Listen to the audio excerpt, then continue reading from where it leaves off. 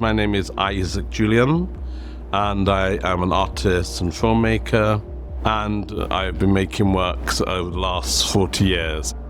This work, which I'm showing in the Whitney Biennial, is called, once again, Statues Never Die, and it's a work which I made in 2022.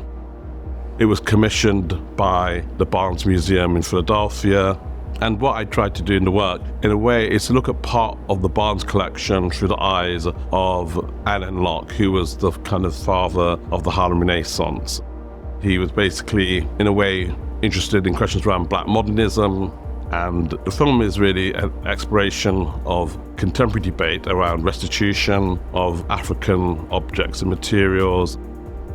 What I try to do is to go back into the past, where you have the kind of inception of that and its relationship to French contemporary art, but it expands really to look at artists such as Richmond Barthé, sculptor, who was actually the first African-American artist to be in the Whitney Biennial. Barthé sculptures actually framed the exhibition along with a contemporary artist called Matthew Angelo Harrison, who sort of encapsulates African sculptures in a kind of resin. In a way, what we're exploring is really the sort of unfinished debates around modernism, which are central to debates in American art.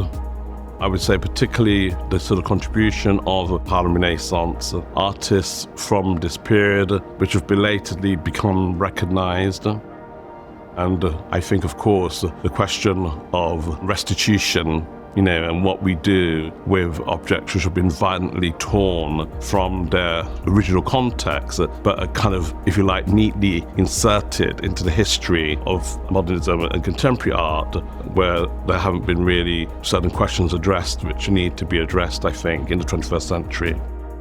And I wanted to explore those relationships and tensions between Barthé and Alain Locke, who was his mentor, and the questions of queer culture. The work is a sort of poetic meditation on these questions, connected to the Harlem Renaissance, connected to what I call poetics of restitution, and it's really a search for modernism within a Black queer artistic canon.